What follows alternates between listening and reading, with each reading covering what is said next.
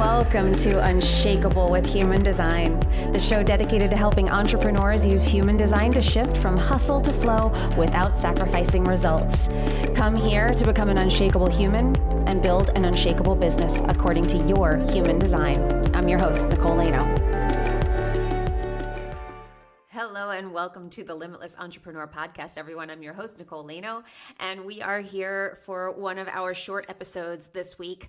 I'm excited to be here with you and to kind of dive into this. This is a new approach, something new I was thinking about. I was kind of contemplating my business, my journey, and some of the clients that I'm working with are starting fresh. They're kind of newer on in their journey in building their business. So I was sort of taking a look from their perspective of what would I focus on if I were to start all over? If I were to wipe the slate clean, or if I were to come into this brand new, what would I focus my energy on? And this is kind of an exercise that I do periodically, where I'm just sort of, I'm not looking at it from like the very beginning, but I am looking at trying to make a conscious effort to look at my business with new eyes, to look at it with a beginner's mind and not look at it from this, from the perspective of the beliefs that I have. Can I look at this with some objectivity?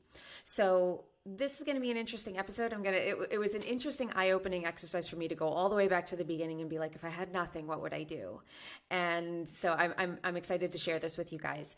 Before we start, I do have some announcements to make.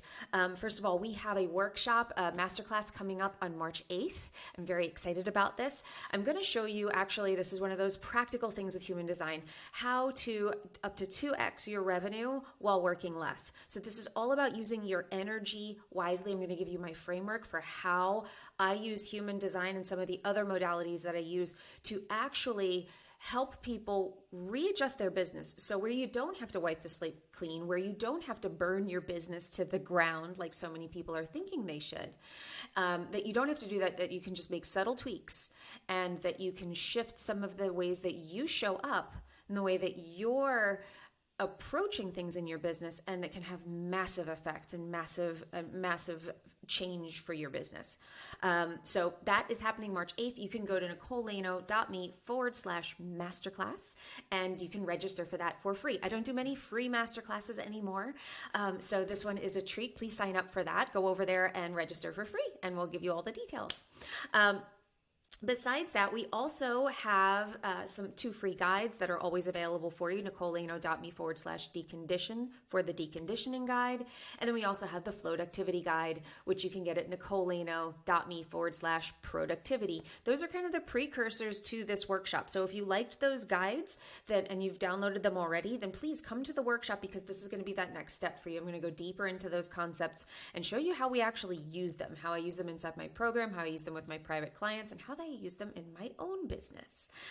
So that's going to be really exciting. We also have the contest. Contest is you can win a chance to be on this show.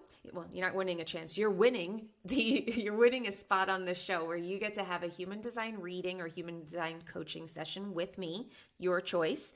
You can come here on the podcast and we can dive into your chart. You can ask me any questions that you want. You can get a little mini reading here with the time that we have. It's up to you what you want to use that for. And the way that you enter into that contest is to simply leave a review for this show on iTunes. Take a little screenshot of that review, post it into your Instagram stories, and tag me at Nicole Official. That will be your entry into this month's drawing. We're going to do one of these every single month. So if you already put in a review, or if you put it in this month and you don't win and you want to do next month, all you have to do then is take a screenshot of any episode of the show, post that in your Instagram stories, tag me and say a little something about why you loved the episode, and that will be your entry. But please do the review first, because that's the first thing. And then once you do that, then you can just put any picture of an episode, and that will be your entry. All right. So those are our announcements. Without further ado, let's get down to the episode, shall we? Let's talk about this. So what would I do if I were to start over? I narrowed it down to 5 things, and I kind of wanted to dive into them. It was really interesting because I looked at it and I was like, oh, these sort of fall into the categories of Though of things that I used to teach in the beginning of my business, when I used to teach more strategic branding and strategic business building, they fall into the same categories. I just look at them differently now. I've shifted sort of my perspective on some of these. So that was an interesting little finding for me, how things come full circle, that it's not, the things themselves didn't change, but the order that I would put them in, what I would do first, and then also just the way that I would approach it. The perspective that I have is different now than it was back then. So the first thing that I would focus on, the first thing that I would do is I would prioritize mindset, energetic alignment. I would prioritize me. As the CEO, I really, in the very beginning, I did not prioritize the mindset. I was strategy all the way. And it wasn't until I burned out on all of the strategy, until I ran it into the ground and couldn't progress beyond it, just by hustling more. It wasn't until I got to that point of burning out and being like, oh my God, I don't know what else to do, that I started asking myself the question, like, how am I in my own way? How am I not approaching this correctly? How am I the problem here? Because I'm the operator of all of these strategies and they're working for other people. Why aren't they working for me? So instead of waiting until I got to that, that dead end, I would start the mindset work from day one. I would start the energetic work from day one. And knowing what I know now, if I knew it then, I would start with human design, because it gives you a strategic practice. It gives you a way to get into energetic alignment. It gets you understanding yourself. And it gets you to the point where you are trusting yourself, that you are your own inner authority. And that is huge. That is something that even when I built a business that was successful and I plateaued there, it was human design that got me beyond that, where I was able to use the skills in a new way, where I could really step into my power with full confidence. And you'll see as I go through this list, it's going to come back to this. If I had human design then, if I had done that first, some of these other things that were a problem for me, or that I didn't prioritize, or that I didn't do well, wouldn't have been a problem, and I would have been able to bring a different energy to them. So that's the first thing, is I would prioritize me, and making sure that I was doing the identity work that I needed to do. And that's why human design gives you this 360-degree coverage of the energetic embodiment of being the next level you. It gives you the tools for that. It gives you basically the operating manual for yourself. And then I would also be doing deep clearing work and trauma work, because clearing out my emotions and dealing with the feelings that I had, the fears that I had, I was paralyzed by fear. I would make sure that I was not carrying any of that into my business, because it cost me a lot of money and it cost me a lot of time. If I had done that first, I would have been able to bring a very different energy to my business, and I would have been able to do some of these things without as much resistance, and it would have just gone a lot faster, and I would have saved myself a lot of money and a lot of time. So that's the first thing. It would be that embodiment work I would do on myself. The second thing I would do is I would determine my specialty. I would get very, very clear. I would get clarity on what it is that I am great at, what I really bring to the table. And the problem that a lot of entrepreneurs have is, we're taught to sell to the gap, right? We're taught to look at the market and see where the gap is, and then insert yourself in there, figure out what offer can I create that would suit this need.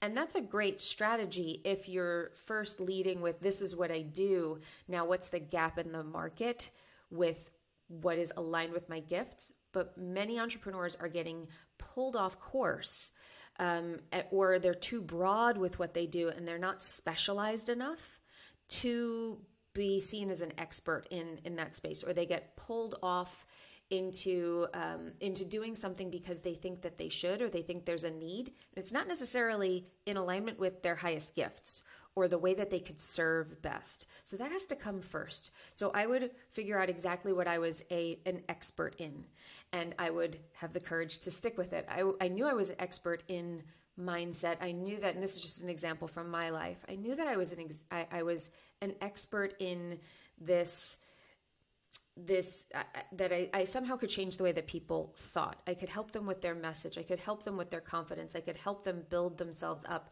I just didn't think that there was any money in it. So I didn't really put all of my eggs in that basket. I thought that it would make more sense if I sold to this other gap.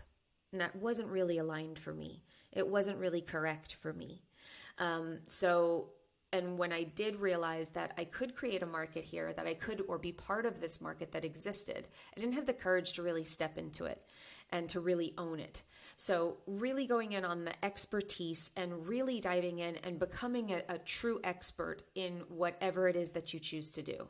Really go deep and go, I don't want to say that you have to go narrow, like you have to niche down, but it does help when you are seen very clearly as an expert in a narrower space. So for me, there's mindset, there's energy work, but human design is a more specific area that I can own my little side of the pool over here of the mindset energy world. I do other things, but human design is my expertise now, and it's given me such focus.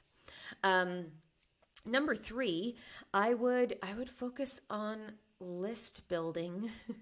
I would focus on building an audience and building my message and really fine-tuning my message and being strategic. This is where strategy would come in, is I would be working on pulling people off of social media, not just putting energy into social media all the time. I would be building my list. How am I going to get people off of social media? And I would really be focusing on one core piece of content, and I would let that feed the rest of the content that I'm creating. So like with this podcast, this is like my core piece of content, and then I break it up and I put it onto social media. I send it out in emails. I do other things with it. So I'm keeping in touch with everybody, but this is the one thing that I'm putting a lot of energy into creating, a lot of thought into creating, and then I let that be how the rest of the things kind of come about. But my focus would be creating things like lead magnets. What am I doing to pull these people into my own personal world? So this podcast is great, but do I have lead magnets that are strong, that are totally aligned with my offers, that I'm pulling people off of the podcast onto my email list with? That is a core piece that I was doing workshops. I did a lot of other things, but it wasn't necessarily built with a ton of intention. It was built with the intention of speed. And I did grow where I made money quickly. It wasn't a machine. I didn't have something. I was always reinventing the wheel in the beginning.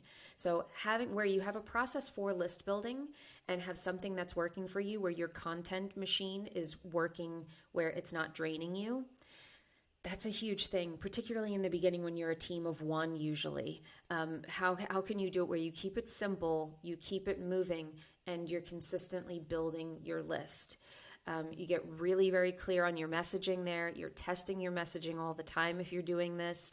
And then you're growing a group of people who are bought into your message and making sure that you have it optimized for monetization to do that. That would be the third thing that I did. I did not focus on that in the beginning. I focused on workshops and doing all of these other things, but I really wasn't strategically moving people through a funnel. I moved them through a funnel on social media, and I didn't always own them. It was like a DM funnel, but I didn't really get those people off of social media, and that was a mistake. That was a mistake, because then you're a slave to that algorithm. Number 4 is I would find a high touch program or coach, and that would be my real investment. And I would invest in one, and I would force myself to stay with it. I would invest with one mentor. I would find something where I definitely got personalized time with that mentor, not an underling, not somebody, but I actually could speak to them, like unmute myself, not submit a question in a Facebook group, That is just not how I learn. And in the beginning, you need the connection with the coach. You need to be able to talk through your problems. You need to be able to iterate things with somebody who actually is an expert.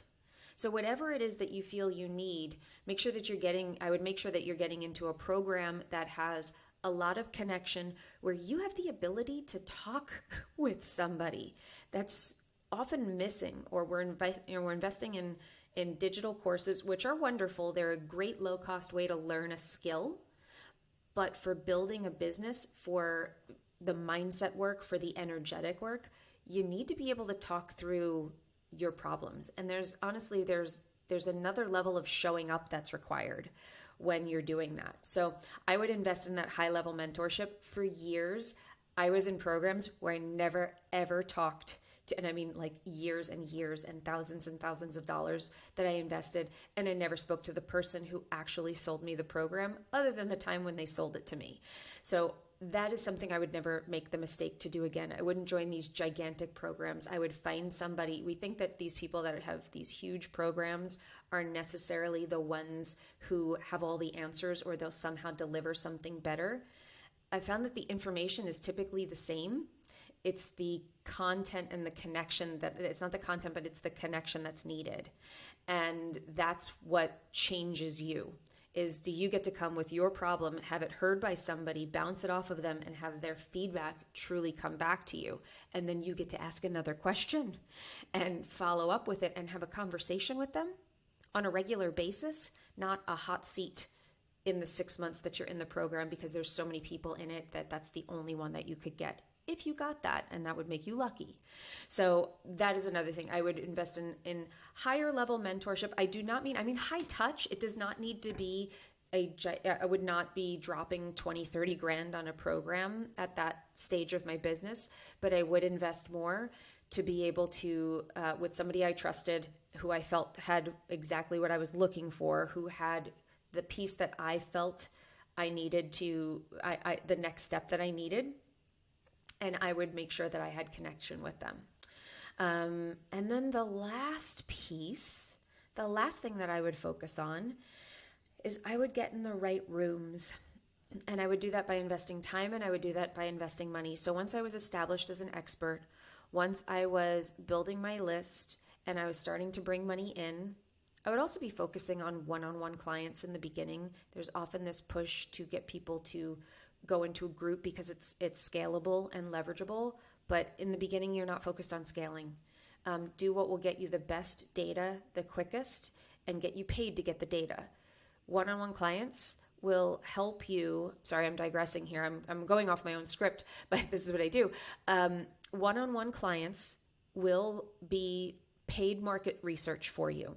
It's an opportunity for you to flex your skills, to put out what you think is the best content that you have, to refine your method, to get you testimonials. It is the best and fastest way for you to understand what your messaging should be. And you're not in it to get rich right away. So another thing that you might be thinking about is, how is it that I can support myself without feeling the desperation constantly of having to bring in all of this money? That can be so much pressure that can actually energetically mess with your business from the very beginning. The fact that you're desperate for money from the beginning and you're not at a point where you can charge a premium, or you haven't perfected your sales process, all of that stuff is just not there. You're building a list and you're wondering, how can I make $10,000 a month? That might be hard in the beginning, depending on your skill set and what you're offering, and what level of service you're offering and what you can charge. Typically in the beginning, though, we're not charging super high ticket. So one-on-one gives you a chance to actually charge more for what you do. So if you're a life coach or something like that, one-on-one time is certainly at a premium. But you get to refine your process by doing it that way. And then you're also learning what the problems are, what the actual problems are, because you're going to come in with ideas of what you think they are, and they're going to be different. Or they're going to be slightly to the left or to the right of what you thought they would be. And those are the ahas. That's the gold that you're looking for. So that's the way that you can be paid for doing really targeted, working with an ideal client. And that's something that ideal client can evolve from you marketing your gifts and marketing your skills, and see who responds to that. So getting in the right rooms is the fifth and final, or the 5.5, since I just kind of threw another one in there. Getting in the right rooms. I would prioritize connection. And I didn't do that. And I'm just going to speak from my experience here. I didn't prioritize connection. Some people are natural connectors and they're like, of course, well, I do that anyway. That's my life. That's not my life. And one of the things that's really apparent to me now is, if I had done that from the beginning, if I had made collaboration and connection a priority, and I did from I wanted it, but I was terrified of it. I did not have the confidence in myself, and I did not trust people. I really, and part of this, again, if I knew my human design, if I understood myself more, this is why that's number one. This is why I would prioritize that above everything. Learning my human design, learning who I am. Because I would have known about my 5 line and how the projection field, why I was so afraid of people, why I didn't trust people with my heart, why I was afraid of judgment. That's really inherent. There's a very high probability that if you're a 5 line, you're probably hiding a bit and you're not stepping into your gifts fully because you've had experiences in your past where people have treated you unfairly. Or it happens with 5s more than anyone. Please go back and listen to my episode on the projection field. I think it's episode 76 or something like that. Go back and listen to that episode where I explain a little bit more about what that concept is. It's a little strange, but the 5 line, basically, we're leaders, but there can sometimes be some unjust judgment on us, and it can feel. It can cause us to protect ourselves. It can cause us to hide. It can cause us to not really step out and own the stage, not own our gifts, not own what we want, and not trust people, right? So if I had known that about myself, one, I would have had more confidence in myself. I would have understood my past. I would have understood some of the things that were happening. I would have understood myself better. I would have been able to step into my gifts more, and I would have had my own authority. I would have my relationship with my authority, which is my emotions. I would have understood my emotional wave, which would have made me have much more consistency, even in the inconsistency of emotional waves. I have a much more consistent way of operating because I understand how my emotions are behaving all the time and how they're affecting me. And I don't let them get in my head, and I let them be there, and we're friends. Because my emotions are my greatest source of wisdom. So just that relationship alone, it has made my ability to open my heart so much greater. And by opening my heart, I've been able to step in and give to others and to make connections. And through connections and collaborations, my business has skyrocketed. And when I think about if I had done that years ago, and I wouldn't have been able to do it years ago, but if I were starting over and I had prioritized all the things that I said, and then I made getting in the right rooms and connecting with the right people and building relationships that were close and making them a real priority, then I know my business would probably be 3 times the size that it is now. I see how quickly it grows just from that. So these are the areas that I would focus on. These are the areas, I would focus on energetic alignment, human design particularly, but understanding myself, understanding my gifts, self-mastery would be number 1. And my tool of choice would be to learn human design, because I don't think there's anything better out there for learning how to master yourself than human design, because it actually gives you a mechanical process to follow. If this, then do that. Very handy, particularly in the beginning. And then you can go deeper and deeper and deeper with contemplation on your gifts and all the other things. The possibilities are just endless with it. So I would start with that, self-mastery and through human design. Then I would become an expert in some field. I would be like, this is the corner I'm going to own.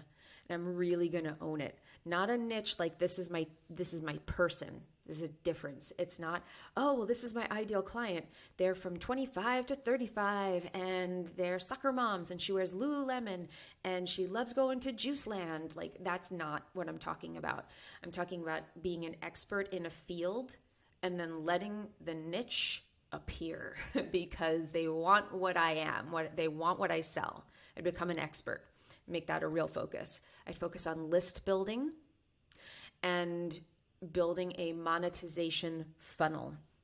So that would start with just getting people onto my list. I would have a low ticket offer. I would have a one-on-one offer to be doing market research and getting paid to understand the people who were coming to me who needed what I did, to understand them more and to get paid to do that. And then I would start building out that value ladder.